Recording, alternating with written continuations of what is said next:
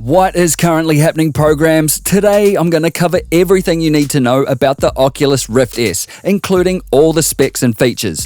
This new VR headset is an apparent upgrade from a Rift or Vive, so why then is it getting heat waves from the internet's less impressed? And should you be concerned? So if you want to know if Rift S is going to be worth your fistful of bills, then stay locked, enjoy, and I hope it helps.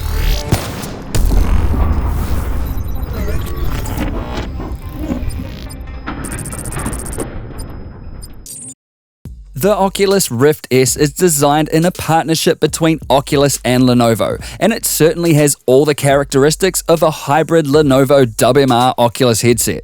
It's a 1440p LCD virtual reality HMD with inside-out tracking, so no external sensors required, built-in audio, improved optics, resolution and comfort, and it lets you play Oculus's full library of VR titles and any SteamVR compatible titles with ease. There's some very heavy-duty tech going on inside this unit, and now that you know what it is and what it can do, let's dive into the specs to understand what's really going on here. On the optics side of things, the Rift S resolution comes in at 2560 by 1440 total pixels, which is the same as an Oculus Go. This is noticeably sharper than a Rift CV1 or HTC Vive, which sport a comparatively low 2160 by 1200 total pixel resolution. So you're getting around 40% more pixels than those older headsets. Rift S is lower in resolution than an Oculus Quest though, which has 2880 by 1600 total pixels, the same as a Vive Pro.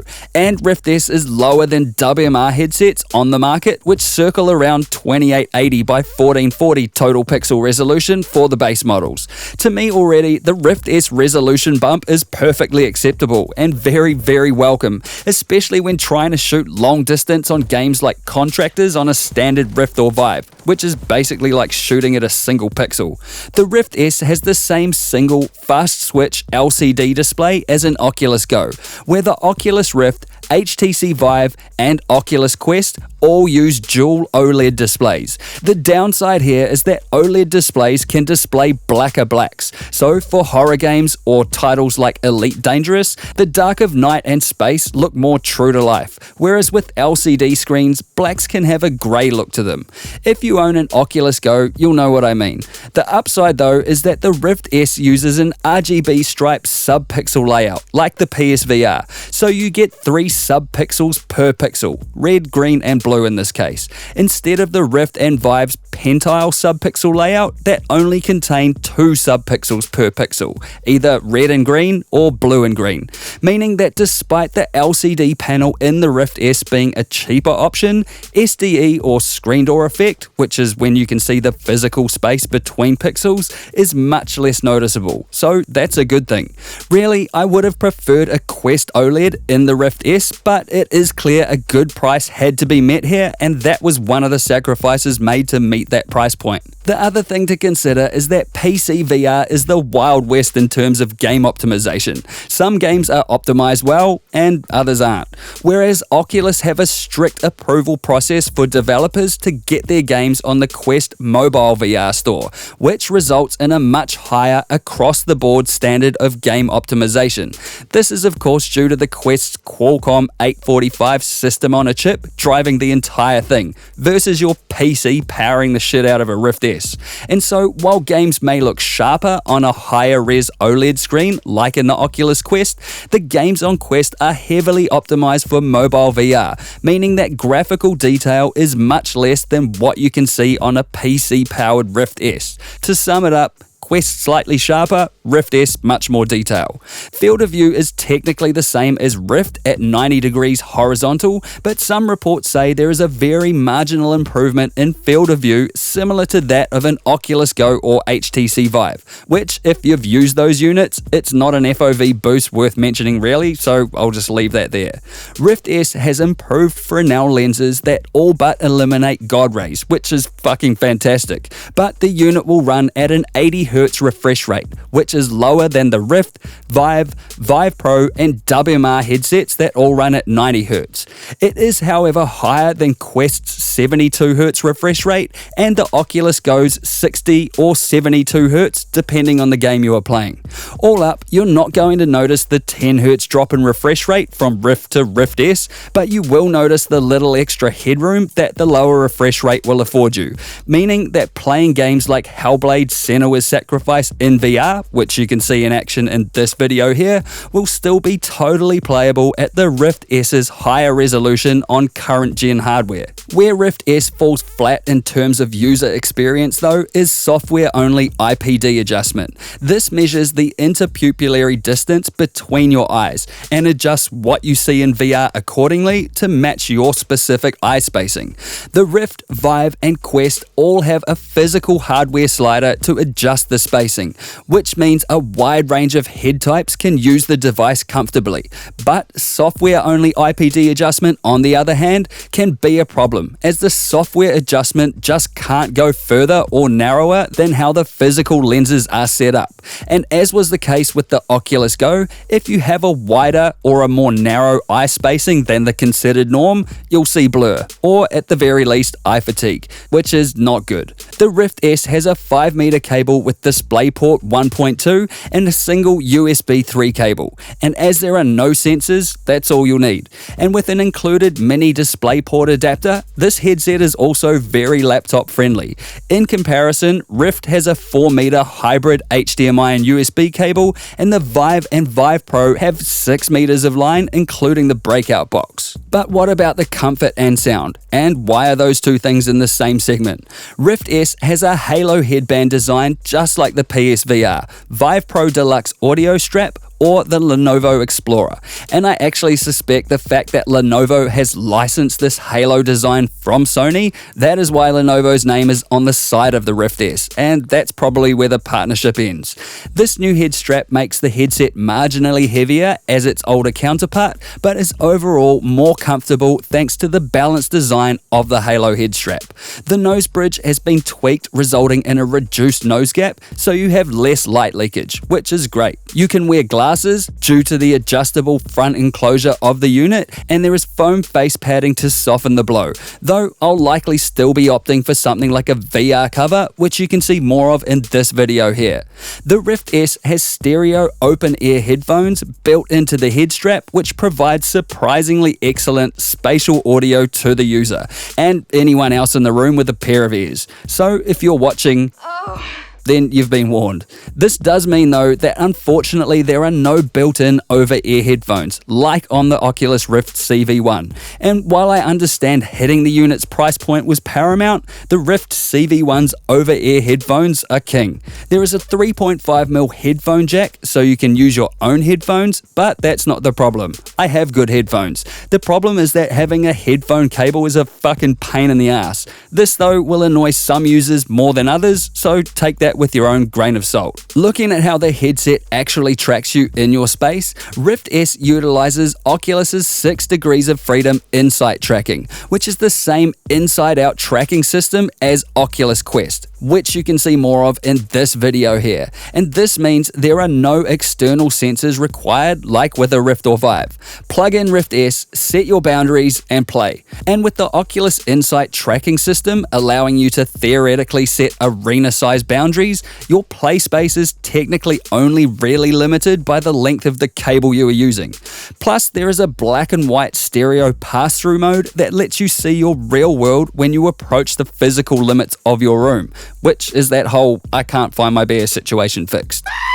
The Insight tracking system accomplishes all this by talking to the 5 wide-angle cameras built into the Rift S.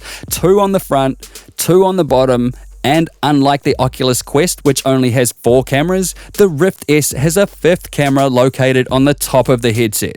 Due to the cameras only being able to track as far as their lenses will allow them to see, there is potential for tracking to drop out momentarily if you reach to abnormal angles, particularly in games like Echo Arena, where your hand is likely to reach behind your back regularly, and Contractors, where a controller is too close to the Rift S cameras to track them, like when holding wielding two-handed weapons, for example.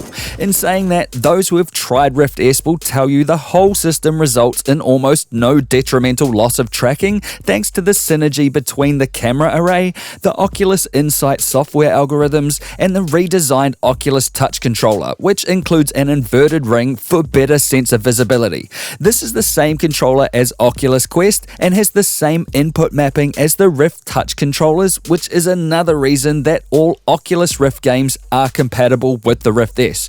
All in all, whether the tracking will be an issue for you or not will depend on the game you play, your play style, and your tolerance for momentary loss of tracking in unnatural circumstances. Speaking of games, what will Rift S come with, and what VR games can it play? The Rift S is built on the Rift platform, and as a PC VR headset, you'll be able to play Oculus's full VR library of apps and games. You'll also be able to play any Oculus-compatible SteamVR titles, which is basically all of them, and all the cool indie apps and demos out there built with Unity, like the Studio Ghibli or Blade Runner ones you can see in these two videos here, will also be fully playable. So far, Rift S will come bundled with Oculus Medium, a top-of-the-line VR sculpting app that lets you export your work and 3D print it. And with games like Asgard's Wrath, Stormland, Defector, Vacation Simulator, and Dead and Buried 2 due out before or around the time the Rift S's launch, Oculus certainly has you covered on the content and game side of things. But when is it out, and how much will a headset like this set you back? Rift S launches spring 2019 at a price point of $399, and while some people think this is a higher than acceptable ask, this is a launch price, and that price will come down over time, particularly around Black Friday and Christmas.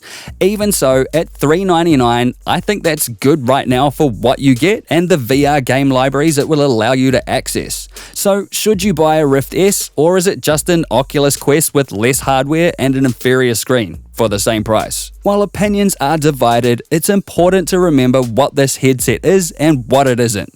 It isn't a budget-wired Oculus Quest. The tracking on Rift S is better than Quest, and that better tracking costs better dollars. To keep the pricing in the $399 ballpark initially, Oculus has gone with a screen that is cheaper and technically inferior to Oculus Quest, but those differences are nowhere near close to being a deal breaker. And Oculus Go owners, you'll know that the screens in the unit, which are also in the Rift S, are pretty damn good.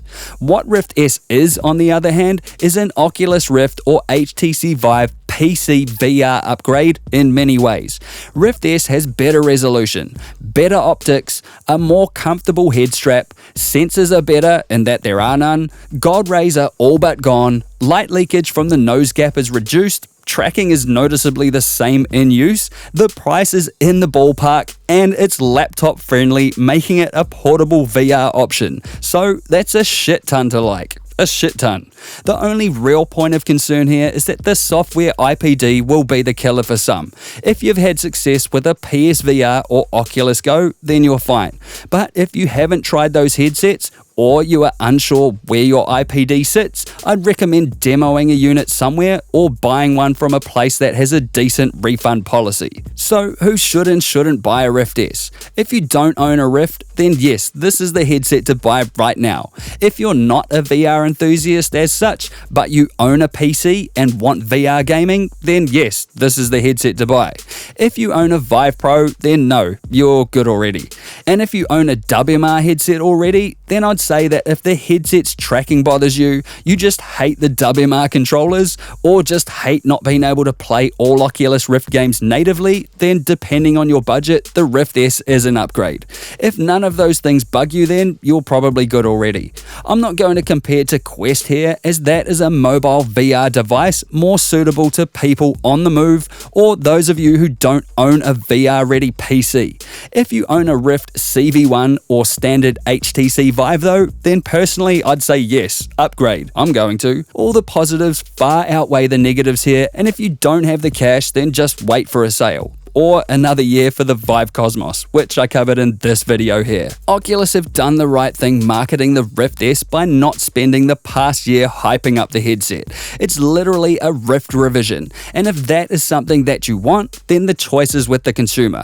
Otherwise, continue to enjoy your Rift or Vive until these companies have the resources to deliver true Gen 2 VR, though that's going to be a couple of years away at least.